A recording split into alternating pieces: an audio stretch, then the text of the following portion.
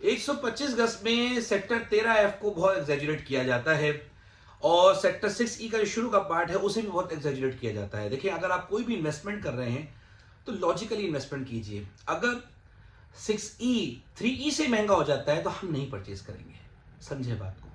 अगर 13F 9E से महंगा हो जाएगा तो वो अच्छा नहीं है, 9E बिकेगा, समझा दूं आपको बात। वहीं पर सेक्टर 6E में अगर कोई चीज अवेलेबल नहीं है तो उसी के ऊपर 6F 6G का कुछ एरिया है, वहां चीजों को देखिए। 3E का एरिया है, 3C 200 गज के ऊपर, वहां चीज को परचेज कीजिए। अपने रेटों में चीज लीजिए। ये देखिए कि कोई चीज गैस पाइपलाइन के पास तो नहीं आ रही, ये देखें कि वो अप्रोच वाइज इजी है, मार्केट पास आ रही है, इसको देखिए। 13F छोटी डब्बी जितना सेक्टर है, ओवर एग्जेजरेट किया जाता है उसको, 19, 25 क्या क्या रेट उसके मांगे जाते हैं, लेकिन वो रेट नहीं है एक्चुअली।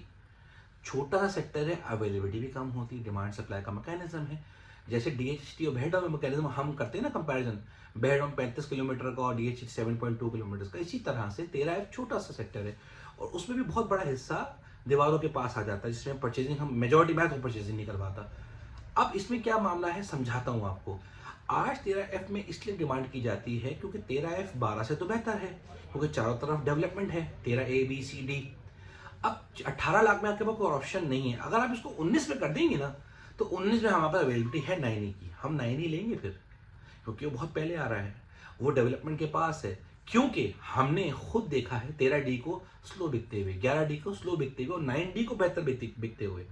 इसी तरह से बहुत ज़्यादा एग्जैजुरेट किया जाता है गोल्फ को, कि 16-15 में गोल्फ आ रहा है तो जनाब वो 9 से भी अच्छा हो जाएगा, 10 को 20 से भी अच्छा हो जाएगा। आपने काम किया हुआ डीएचए का, तो हमें पता है कि डी कटिंग के सामने भी गोल्फ है। एक जमाने में थर्ड और डी कटिंग की थर्ड और फोर्थ बेल्ट को बहुत महंगा समझा जाता था, लेकिन जब वहां डेवलपमेंट हो गई, लोग मैच्योर आना शुरू हो गए, तो उनको अंदाजा हुआ भाई सब बराबर है, जो डिस्टेंस वाइज जितना दूर होगा वो उतना सस्ता होगा। इसी तरह से आज डी कटिंग की सेकंड बेल्ट महंगी है, डी कटिंग की फोर्थ बेल्ट सस्ती है, जबकि पास्ट में ऐसा नहीं होता था क्योंकि उसके गोल को सामने दिखाया जाता था। इसी तरह से डिस्टेंस मैटर करता है। सेक्टर 9, 10, 11, 12, 500 गज के लिहाज से बेहतरीन सेक्टर्स हैं।